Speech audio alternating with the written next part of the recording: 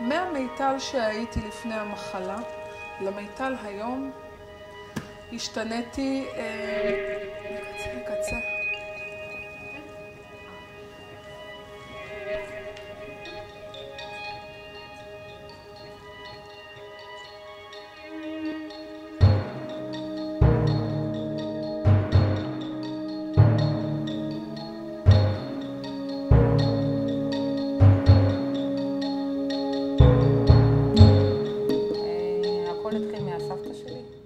סבתא שלי מתה 4 חודשים אחרי שאני נולדתי מסרטן השחלות, שפספסו אותה גם.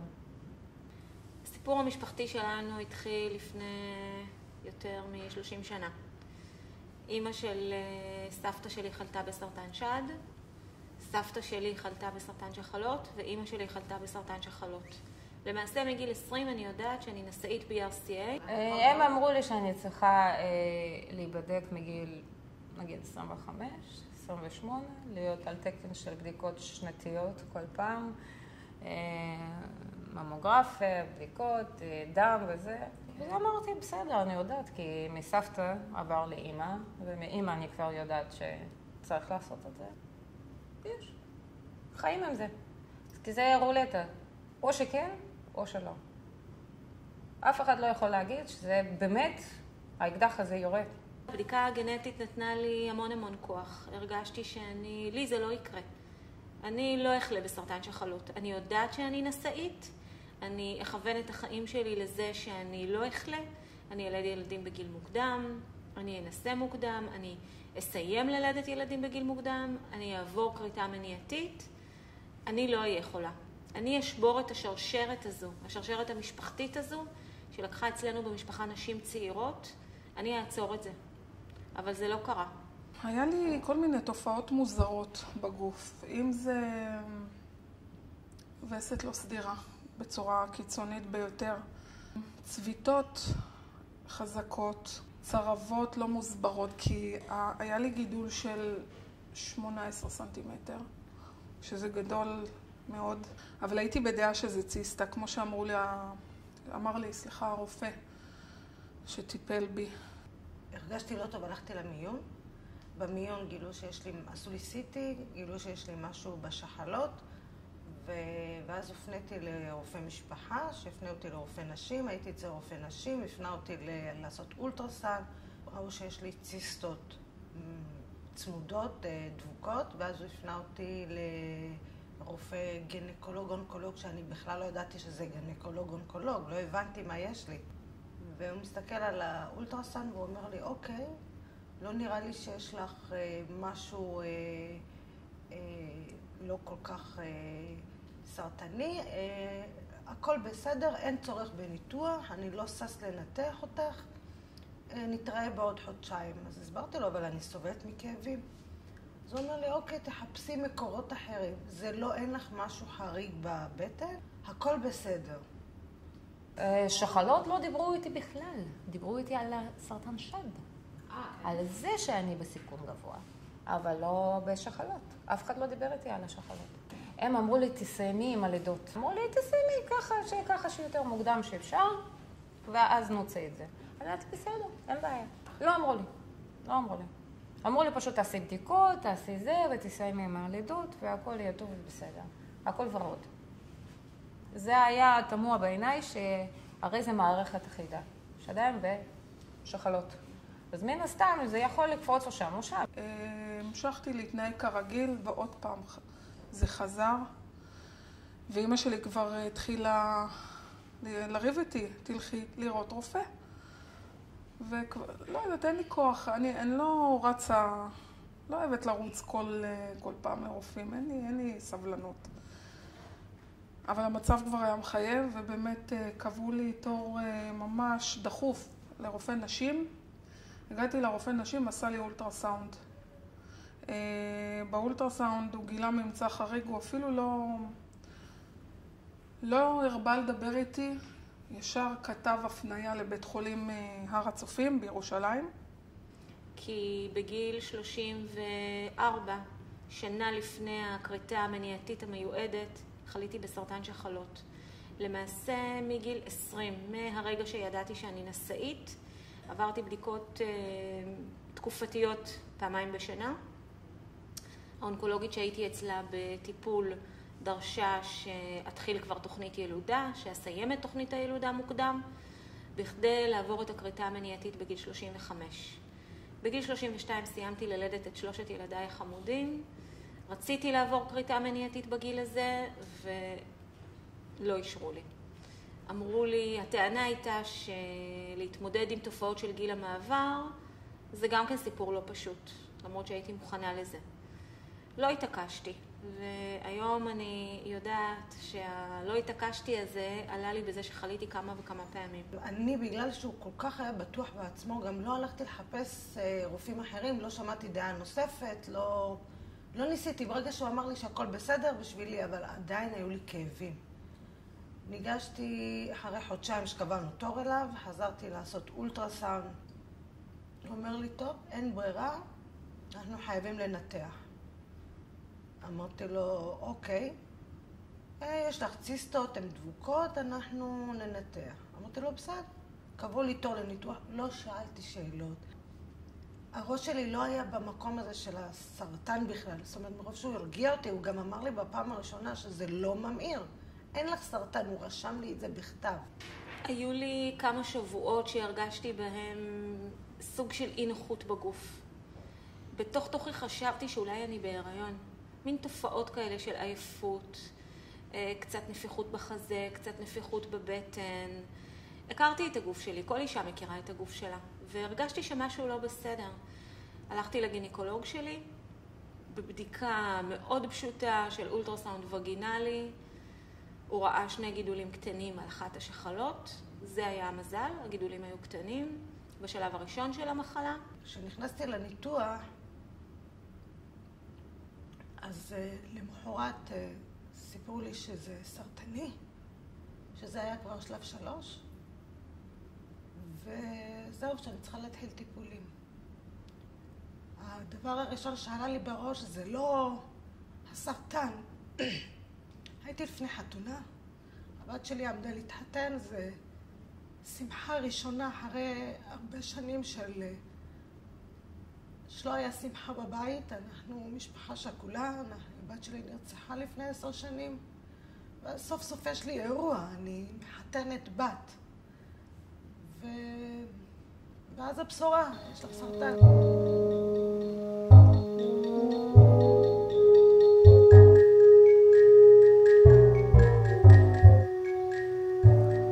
כשהיא נולדה, ועשו לי קיסרי, ואז נודע לי. מה, בתוך הניתוח? בתוך הניתוח. בתוך הלידה. כשהוציאו אותה, ואני כבר ראיתי אותה, שטפו אותה, ואז מילד אומר לי, משהו לא מוצא חן פה בעיניי. מסתכל ככה מאחורי וילון, ואומר, אני מוציא לך את זה, נראה. אמרו שיש ממצא, ומוצאים את זה, כולל את השחלות. ואני חצי מעורפלת, כי אני בקיסרי. אז מה אני יכולה כבר לחשוב? כלום. אני רואה את ילדה שלי, שוטפים אותה. אני חשבתי שזה הומור שחור. כאילו להגיד לי בזמן הקיסרי, יש לך משהו שם, אז בוא נוציא את זה. הלכתי למיון, ועשו לי צילומים, סיטי, בדיקות דם. אז הם עדיין, גם שם במיון, האמת, דיברו איתי על ציסטה, אבל בכל מקרה יהיה חייב להוציא שחלה. אז היינו עדיין בדעה של ציסטה, אבל הייתה לי הרגשה בלב שיש משהו מעבר לזה. ואחרי שהגיע ממצא פתולוגי, כאילו עם בדיקה פתולוגית, זה היה כבר לא מצחיק בכלל.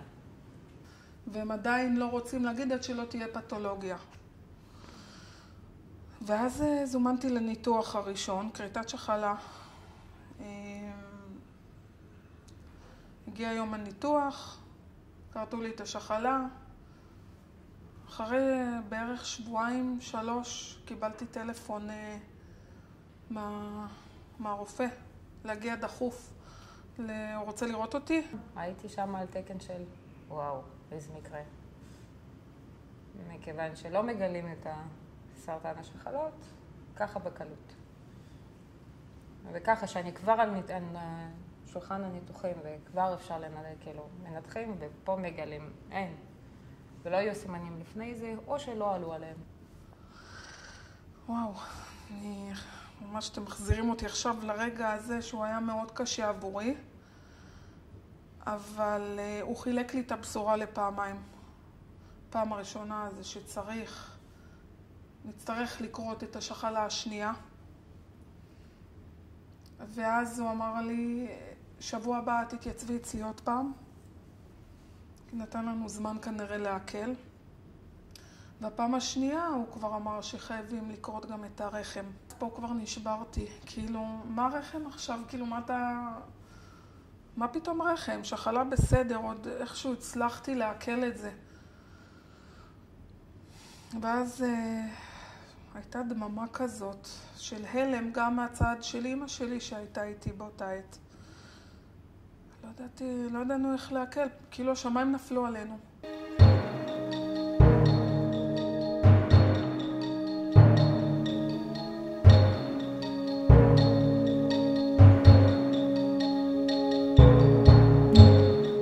חליתי בגיל 34. זה מאוד קשה לחלות בגיל כל כך צעיר. הבן הצעיר שלי היה בן 2. להתמודד עם ניתוח מאוד מאוד קשה. קריטה של רחם ושחלות, להתמודד עם 6 טיפולים לא פשוטים, ובעצם לחיות עם הידיעה שכן, גם לי זה קרה. זה החזיר אותי הרבה שנים אחורה למצב שהודעתי על הבת שלי, שהיא נעלמה ואף אחד לא שמע אותי, ופה זה אותו דבר. אני דופקת בדלת חזק ואף אחד לא מנסה לפתוח לי את הדלת. זאת אומרת, אני אומרת לכם, יש לי משהו, תעשו עם זה משהו.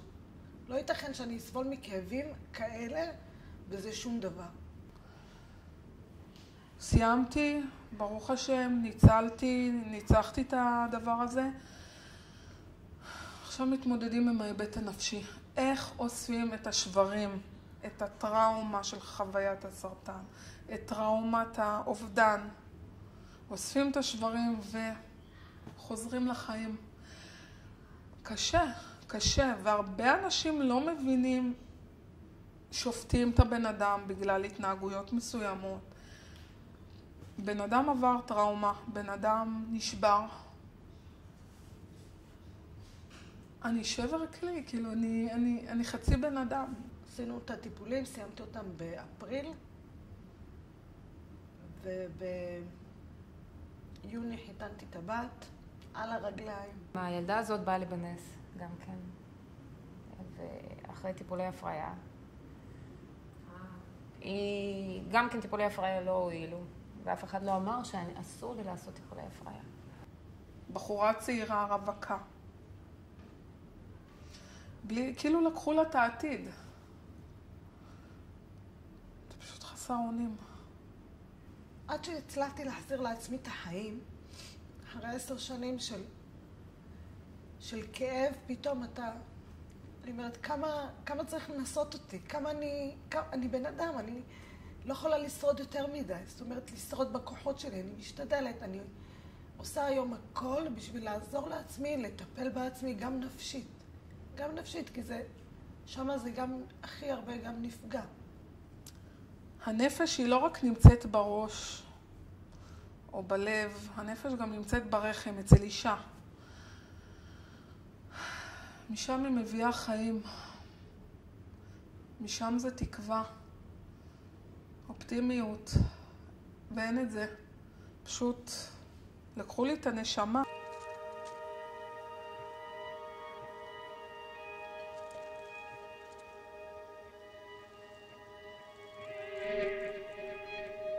תגיד, הפוריות שלי בסדר? כאילו, אני אוכל להביא ילדים? הוא אומר לי, את פוריה והכל בסדר, ואת תוכלי להביא ילדים. איזה פוריה ואיזה בסדר.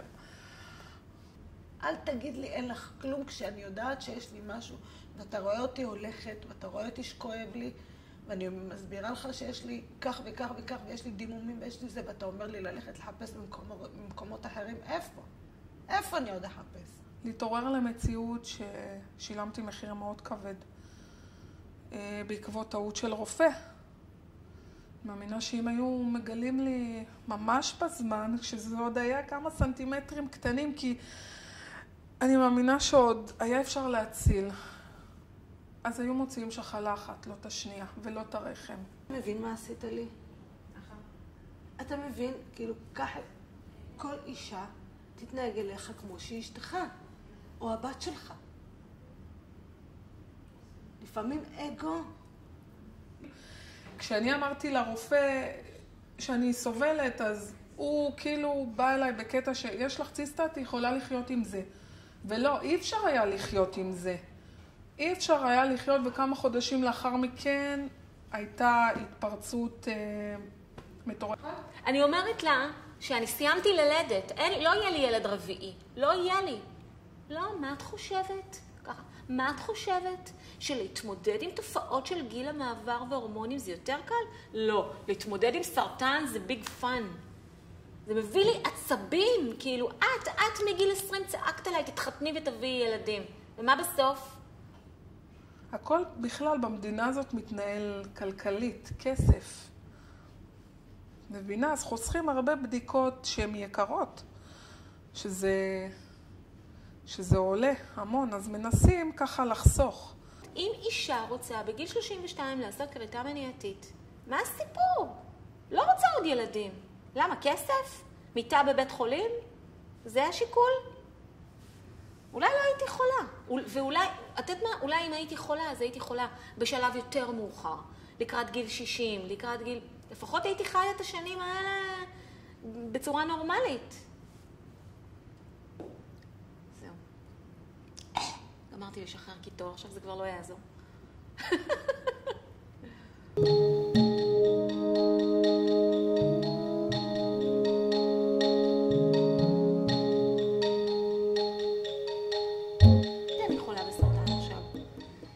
יחד עם ההלם והפחד והתחושות הקשות, התמלאתי בהמון המון המון כוחות. כי אמרתי לעצמי, אני במקום אחר, זה לא אותו סיפור של אמא שלי. אצל אמא שלי זה התגלה בשלב רביעי, אצלי בשלב ראשון. אני אעבור את הניתוח, את הטיפולים, אני חזקה. הרפואה של אותה תקופה לא הייתה אותה רפואה בזמן שאמא שלי הייתה חולה. אני אצא מזה. אני ידעתי שאני אצא מזה. כשאתה שומע סרטן זה משהו שהוא לא קל בהגדרה שלו גם. זה כל הזמן רודף אותך. זה משהו שנשאר לך כל החיים. זה אותו דבר הכאב שלי עם הילדה, זה משהו שנשאר לי בפנים כל החיים. ופה אנחנו כל הזמן במרוץ נגד הזמן. הפחד שלך שזה לא יחזור, שזה לא יחזור, שזה לא יבוא. האמת היא, אמרתי לעצמי ככה, אם אני אפילו אהיה באותו סיפור, יש לי דוגמה של אמא, איך אפשר להתמודד עם זה? איך אפשר לא לקפוץ מהגג, ואפשר לנהל חיים עם זה, קשה, מרסק, אבל עם תמיכה של אנשים אפשר להתמודד עם זה. העיקר לא לאבד את התקווה. אני לא יכולה להגיד שיצאתי מהסיפור של הסרטן. בין הפעם הראשונה לשנייה שחליתי עברו כמעט 5 שנים שקטות. אחרי 5 שנים הרגשתי כאב בצד ימין. בדיקת PET-CT הראתה שיש תהליך סרטני שוב בגוף, הפעם במעי הגס, בדופן הבטן. הלם, זה שוב מכניס להלם, למרות שלא הייתי מאוד מופתעת. לא הייתי מאוד מופתעת כי יש לסרטן הזה נטייה לחזור, למרות שחשבתי בתוך תוכי שלי זה לא יקרה, הפעם השנייה היא לא הייתה מאוד מפתיעה. ושוב נכנסתי לסדרה של טיפולים. אני רואה איך האמא שלי קמה בשבילנו, כי אני הייתי בגיל טיפש 16, גם אחותי אותו הייתה נכנסת לגיל טיפש 16, היינו צריכים את ההורים שלנו. ועשתה הכל כדי לצאת מזה. והיא שם בשבילנו עד עכשיו. אמא שלך היא הדוגמה? היא דוגמה מובהקת בשבילי שאומרת, זה לא סוף. ממש לא סוף. יש חיים אחרי זה, וחיים טובים, ויהיו חיים טובים.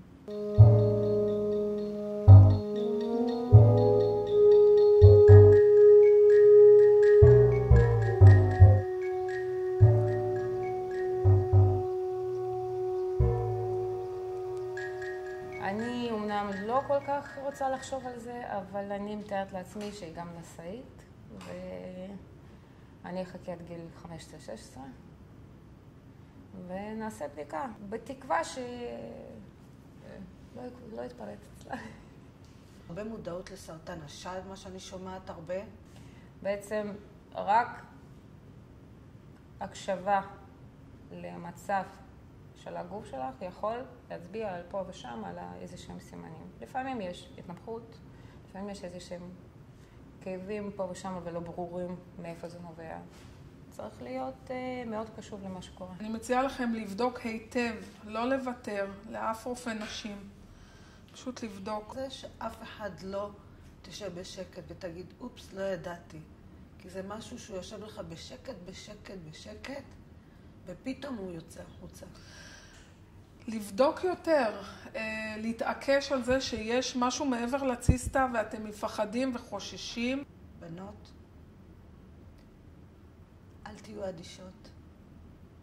תמיד תיבדקו. כל שנה לגשת לרופא, להיבדק. גם אם הכל בסדר, להמשיך להיבדק.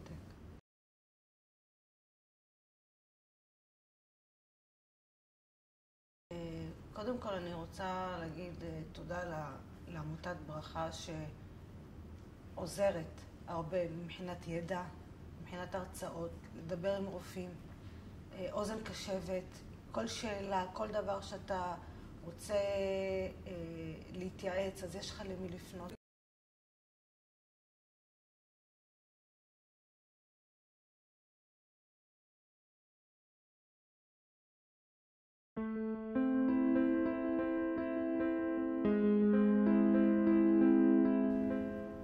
זה כיף, כיף שיש לך קבוצה כזאת שיודעת בדיוק מה אתה מרגיש, בדיוק מה אתה עובר, בדיוק את התחושות שלך, כי הן מרגישות, הם עברו את אותם תהליכים שלך, ורק משם אתה יכול לקבל ולשאוב כוחות. קודם כל, זה שאתם קיימים, זה עזרה טובה, כי אתם תומכים ומלווים, והמפגש כאן איתכם ריגש אותי מאוד דווקא.